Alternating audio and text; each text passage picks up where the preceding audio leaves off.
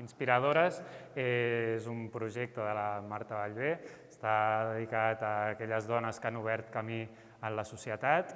Ella, des de l'1 de gener fins al 8 de març, Dia de la Dona Treballadora, cada dia va agafar una frase de cadascuna d'elles i la va associar a una obra que ella va fer que entenia que estava relacionada. I això és el que podeu veure. Doncs si us sembla bé, començarem per aquesta pintura, farem una volta a la sala comentant alguna peculiaritat de les obres i la relació que tenen amb els escrits que les acompanyen.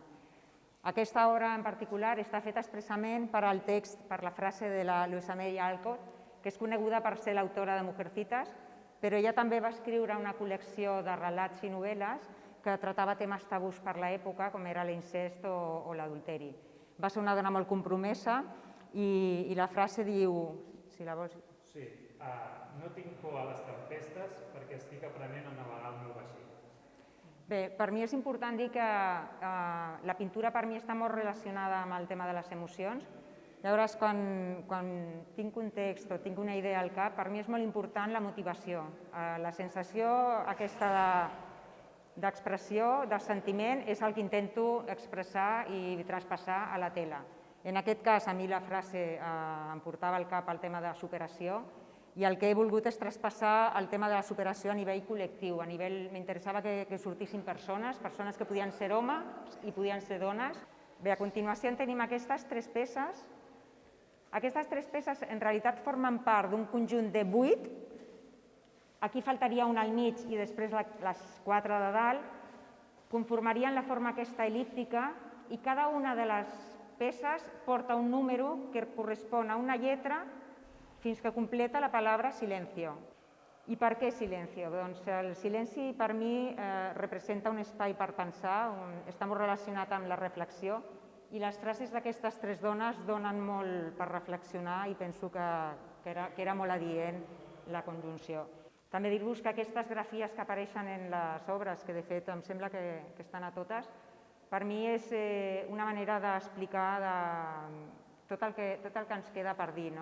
Per mi la pintura té molt a veure amb la comunicació i el poder traspassar a la tela totes les meves inquietuds i pensar que aquestes inquietuds potser algú pugui connectar i pugui disfrutar i referenciar-les, doncs també per mi és important.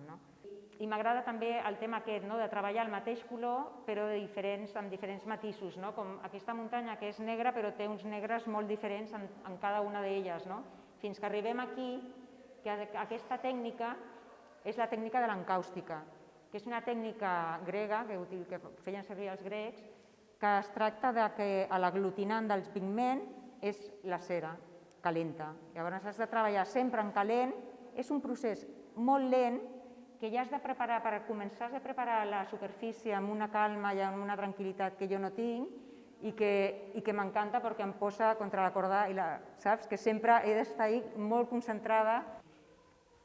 Bé, els escrits són d'una revista que tenen molts anys i també em feien referència una mica al pas del temps, que també és una història que amb la corda és també recurrent.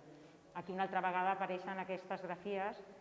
També veureu que a les meves obres també hi ha molta història, molt horitzó i que separa dues superfícies i sempre procuro treballar-les de manera diferent. I després aquesta peça que ja apareix un vol també em dona peu per explicar que jo crec que a mi em passa i crec que a tots els creadors ens procurem tenir com un llenguatge propi. Te n'adones amb el temps que tens com un abecedari, que és la teva iconografia i que quan vols parlar de segons què coses ja tens elements que els agafes i ja expliques el que tu volies dir.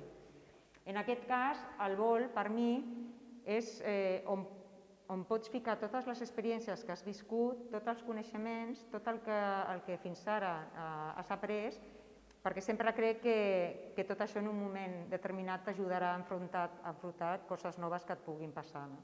I aquí sortia perquè la frase de l'Erika Jong diu: si no arrisques alguna cosa, arriscaràs encara més. I jo penso que aquesta frase l'ha dit algú que sap de què parla i que ja té la seva experiència. Llavors la vaig relacionar per aquest fet.